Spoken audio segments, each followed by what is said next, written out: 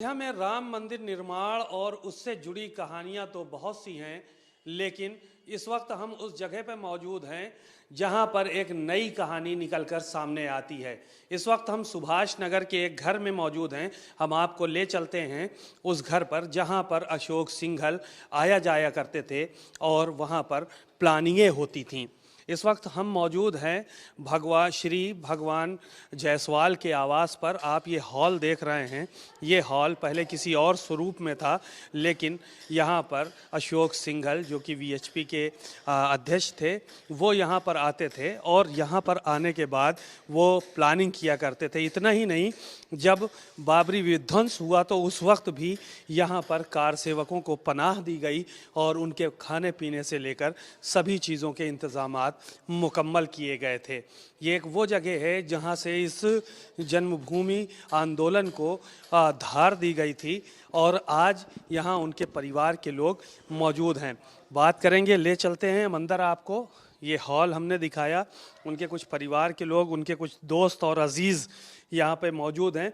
श्री भगवान जायसवाल की हम तस्वीर दिखा रहे हैं, जो कि वीएचपी के ज़िला संयोजक के रूप में अयोध्या प्रांत के जो है वो प्रांतीय अध्यक्ष थे। तो आप तस्वीरों में देख सकते हैं वो इस दुनिया में नहीं हैं, लेकिन उनसे जुड़ी हुई यादें यहाँ पर ज़रूर हैं। और जो उनके परिवार के लोग हैं, आज राम मंदिर की जब प्राण प्रतिष्ठा हो रही है तो बेहद खुश नज़र आ रहे हैं। बात करते हैं, क्या नाम है आपका? गगन जायसवाल। गगन जायसवाल। आपके श्री भगवान जायसवाल जी आपके कौन थे? हमारे पिता थे वो। राम मंदिर का जो है वो निर्माण हो रहा है और प्राण प्रतिष्ठा 22 तारीख को होने जा रही है। कैसा महसूस कर रहे हैं? अब पिताजी नहीं हैं, उनकी गैर मौजूदगी में किस तरह से महसूस कर रहे हैं आप और आपके परिवार के लोग? हम लोग बहुत खुश हैं। आज हम लोगों के साथ साथ संपूर्ण हिंदू समाज का स्वप्न साकार हो रहा है। हमारे पिताजी स्वर्गीय श्री भगवान जायसवाल वह बताते थे कि वो अपने बचपन से ही राम मंदिर के आंदोलनों से जुड़े रहे थे और तमाम कार्यक्रम हमारे घर पर भी हुए हैं। यहाँ पे अशोक सिंघल जी जब आते थे विश्व हिंदू परिषद के, तो उनकी भी यहाँ सभा होती थी, इसी कमरे में बैठते थे, यहीं वो खाना खाते थे। कल्याण सिंह जी आते थे, बहुत नेता आते थे जो यहाँ पर जो है विश्व यहाँ पे अपना काम कार्य करते थे। जो भी योजना, हम लोग तो बहुत छोटे छोटे थे उस समय, तो उतना समझ में नहीं आता था, लेकिन आज समझ में आता कि उन्होंने जो भी किया आज वो स्वप्न साकार होने जा रहा है और हम लोग बहुत खुश हैं। बहुत खुश हैं। क्या नाम है सर आपका? जी, केशव बिगलर मेरा नाम है और श्री भगवान जायसवाल जी के साथ उनके आपातकाल के जेल यात्रा के बाद से मैं जुड़ा हूं और मैंने राम मंदिर आंदोलन में उनके द्वारा किए गए तमाम कार्यों में, बैठकों में मैं उनके साथ सहभागी रहता था। किस तरह से काम करते थे वो? तो उनका कार्य करने की शैली क्या थी? किस तरह से नौजवानों को मोटिवेट करते थे? क्योंकि ये बताया जा रहा है कि जिस वक्त वो अयोध्या प्रांत के अध्यक्ष थे वीएचपी के, तो उस वक्त उन्होंने बहुत बड़ी फौज तैयार कर ली थी यहाँ नौजवानों की, जो कि बाबरी विध्वंस में कहीं ना कहीं वो नौजवान आगे आए थे। जी, आप सही कह रहे हैं कि वो एक कुशल संगठन करता थे और कार्यकर्ताओं को प्रोत्साहित करने में वो अपनी पूरी क्षमता का प्रयोग करते थे और उन्हीं की उस संगठन शक्ति का ही परिणाम रहा कि जिस समय वो अयोध्या प्रांत के अध्यक्ष बनाए गए, उन्होंने लगभग 1400-1500 फैजाबाद के अयोध्या के नौजवानों को एकत्रित करके अयोध्या प्रांत में एक मजबूत विश्व हिंदू परिषद की युवा टोली तैयार की थी। अच्छा, तो आप और भी लोग मौजूद हैं, बात कर लेते हैं। जिस वक्त बाबरी विध्वंस हुआ, आप कितने बड़े रहे होंगे उस वक्त? मुझे लगता है मेरी उम्र लगभग 4 से 5 साल थी और मेरी याददाश्त में ये है कि लगभग 12-1 बजे का समय था।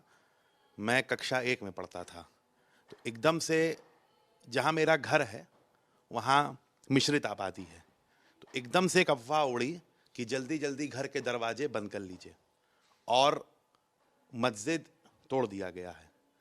और फिर उसके बाद एक अफवाहों का सिलसिला कि यहाँ ये हो गया, वहाँ वो हो गया। लेकिन उसके बाद भी अयोध्या फैज़ाबाद में जो मुझे जहाँ तक याद है कि यहाँ पे, जैसे मैं जहाँ रहता हूँ वहाँ मेरे पीछे मुस्लिम समुदाय के लोग हैं, लेकिन किसी ने कभी भी हम लोग का किसी तरह से कोई नुकसान नहीं किया। इस शहर ने हमेशा गंगा जमनी तहजीब का ही एक उदाहरण दिया है। भगवान जायसवाल जी से, श्री भगवान जायसवाल जी से किस तरह से आप परिचित रहे हैं, कैसे रूबरू रहे? मेरा इस परिवार से बहुत पुराना संबंध है।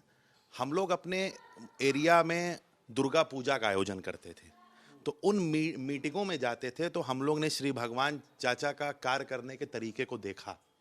जैसे उनके अंदर एक सबसे बड़ी क्वालिटी थी कि अगर उन्होंने कोई चीज़ कह दी, इस शहर में अगर 150 दुर्गा पूजा समितियां हैं, 150 जगह दुर्गा पूजा हो रही है, तो उनका कहा हुआ कोई भी जो उनके मुंह से जो भी चीज़ निकलती थी वो वहीं फाइनल हो जाती थी।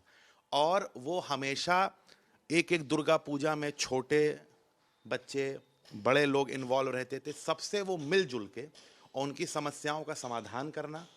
और इस शहर में उन्होंने सबसे बड़ा कार्य क्या किया कि सबको एक साथ करके, जो यहाँ पे एक दशहरे का जुलूस निकलता है, कि जब उस जुलूस का पहला सिरा विसर्जन घाट पे पहुंच जाता है, तो आखिरी सिरा उसका वहां होता है जहां मूर्तियां लाइन में लगती हैं। तो हम लोग का जुड़ाव उनसे कहीं ना कहीं दुर्गा पूजा के माध्यम से ही था। अशोक सिंघल इसी कमरे में आके बैठते थे। बहुत सारे अभी हमारे साथ एक मेहमान और श्री भगवान जायसवाल से जुड़े हुए साथी और भी मौजूद हैं, उनसे भी बात करेंगे, उनसे रूबरू होंगे। किस तरह से आप जुड़े हुए थे श्री भगवान जायसवाल जी? श्री भगवान जायसवाल जी केंद्रीय दुर्गा पूजा रामलीला समन्वय समिति के संयोजक थे। पूरे जनपद की दुर्गा पूजा और राम के एक संगठन बनाया था, और हिंदू समाज को जागृत करने के लिए उन्होंने इस संगठन को तैयार किया था। और पूरा हिंदू समाज रामलीला के माध्यम से, दुर्गा पूजा के माध्यम से पूरी तरीके से श्री भगवान जायसवाल जी से हृदय जुड़ा हुआ था। जब जन्मभूमि का आंदोलन चला, जन्मभूमि के आंदोलन में दुर्गा पूजा रामलीला से जुड़े हुए नौजवान जिनके अंदर हिंदुत्व की भावना उन्होंने धतकाई थी, वो ऐसी टीम थी विश्व हिंदू परिषद के अयोध्या प्रांत के अध्यक्ष के रूप में काम करते हुए नौजवानों की फौज जो तैयार की थी। निश्चित तौर पर मेरा मानना है कि जब बाबरी विध्वंस हुआ तो उनके द्वारा तैयार की गई जो टीम है, उन टीम के लोगों ने भी वहाँ पे पूरी तरीके से सहभागिता निभाई, जिससे कि हमारे भगवान प्रभु श्री राम का उदय हुआ। और आज 500 वर्षों की प्रतीक्षा के बाद पूरा हिंदू समाज, अयोध्या के कड़कड़ में लोग जो बसे हुए हैं, वो पूरी तरीके से प्रसन्न हैं कि 22 जनवरी को हमारे प्रभु श्री राम अपने मंदिर में विराजमान होने जा रहे हैं। और जब ये आंदोलन चल रहा था, तब दुर्गा पूजा और रामलीला समिति के पदाधिकारी जो दुर्गा पूजा रामलीला जगह जगह कराते थे, जब आंदोलन में बाहर से लोग आए, तो उनके आह्वान पर, श्री भगवान जी के आह्वान पर, वो लोगों ने जगह जगह भंडारे का आयोजन किया। और पूरी सब्जी लगातार 24 घंटे, 48 घंटे, 72 घंटे ऐसे बनता रहा। और कारसेवक जो बाहर से आए थे, वो आंदोलन में भाग लिए, उनको रुकवाने का काम, उनको जगह जगह पर भोजन प्रसाद की व्यवस्था करने का काम उनके नेतृत्व में केंद्रीय दुर्गा पूजा से जुड़े लोग करते रहे। इस शहर में जगह जगह हर 100 मीटर पर, उस समय हमको तो याद है, मेरी नौजवानी की उम्र थी 20 से 22 साल की, उस नौजवानी की उम्र हमने देखा कि हर 200-200 मीटर पे लोग भंडारे लगाए थे रोड पे, पूड़ी सब बन रही थी, सब्जी बन रही थी, जगह जगह लोग अपने घरों से सिलेंडर निकाल निकाल कर पूड़ी सब्जी और जो भी सेवा कर पा रहे थे कारसेवकों की कर रहे थे, क्योंकि लाखों कारसेवक इस पूरे शहर में भरे हुए थे। रामलीलाओं का मंचन अभी भी शहर में होता है, इस जनपद में होता है, आप जो है वो उसके संयोजक हैं। कितनी रामलीलाएं होती हैं इस पूरे अयोध्या जनपद में? करीब 200 जगहों पर रामलीलाएं होती हैं।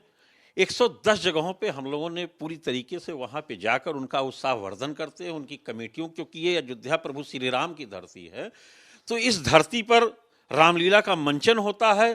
पूरे लोग उसको देखते हैं, उनके भावनाओं को अपने अंदर समावेश कराते हैं और उनके जैसा आचरण, भगवान श्री राम के जैसा आचरण अपने अंदर पाने का प्रयास करते हैं। इसलिए हम लोग रामलीलाओं के उत्थान के लिए काम करते हैं।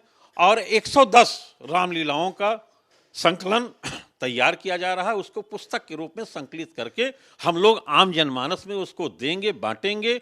और दुर्गा पूजा रामलीला का पूरे जनपद का मैं श्री भगवान जायसवाल जी के देवासन के बाद उनकी जिम्मेदारी पूरी तरीके से मैं निभा रहा था। अब हमारे साथ साथ उनके बेटे गगन जायसवाल जी भी जिम्मेदारी को लिए हैं, निभा रहे हैं। और हम लोग इस प्राण प्रतिष्ठा में जो 22 तारीख को है, आदरणीय प्रधानमंत्री जी आ रहे हैं, तो 22 तारीख को पूरे अयोध्या जनपद में जहाँ पे रामलीला स्थल है, दुर्गा पूजा स्थल हैं, उस स्थानों पे हम लोग उस समय पूजा पाठ कराएंगे जहाँ जहाँ दुर्गा पूजा और रामलीला होती है, और शाम को उस स्थानों को पूरी दीपावली के तरीके से दीप जलाकर उस स्थान को पूरा शोभायान करेंगे। यानी कि दीपोत्सव भी होगा और रामलीलाओं, जहाँ जहाँ रामलीलाएं होती हैं वहाँ पे पूजा अर्चना भी की जाएगी। ये किताब आप देख सकते हैं कि एक किताब लिखी जा रही है, हालांकि इसके शुरुआती दौर है। इस किताब का क्या नाम रखा है? राम की रामलीला, यानी कि 100 राम नगरी की रामलीला। आप देख सकते हैं कि ये किताब लिखी गई, इसमें केशव बिगुलर जी ने जो है वो इस किताब को लिखा है, और इसमें सारी जितनी भी रामलीलाएं हैं, उनके कितने किरदार हैं, कौन कौन उनका मंचन करता है, वो सब के सब केशव बिगुलर जी से भी बात करते हैं। कितना वक्त लगा इस किताब को लिखने में? लगभग 2.5 साल। 2.5 साल लग गया। बड़ी मेहनत करनी पड़ी होगी, एक एक व्यक्ति का किरदार डालना तो काफ़ी मेहनत का काम है 110 रामलीला के। जी जी। और ये किताब जो है ये विजया बुक्स नई दिल्ली द्वारा प्रकाशित की जानी है, और शीघ्र ही इसका विमोचन होगा। केवल प्रभु श्री राम के आने की देर है। प्रभु श्री राम जिस दिन आ जाएंगे उसके बाद जल्द से जल्द इसका प्रकाशन भी हो जाएगा। प्रभु श्री राम के आने पर प्रकाशन होगा। राम नगरी की रामलीला, तो आपने सुना कितनी सारी दास्तानें इस कमरे में कैद हैं, और एक कहीं ना कहीं ये जो किताब है इस भी अपने आप में लोगों को प्रेरित करने का काम करेगी, और इससे जानकारी मिलेगी कि अयोध्या में कितनी रामलीलाएं होती हैं। श्री भगवान जायसवाल के बारे में आपने सुना, इस घर के बारे में हमने बताया कि किस तरह से आंदोलन को धार दी गई और कैसे कैसे लोग यहाँ पर जमा हुए। कैमरामैन पंकज निगम के साथ सीमा नकवी, भारत समाचार, अयोध्या।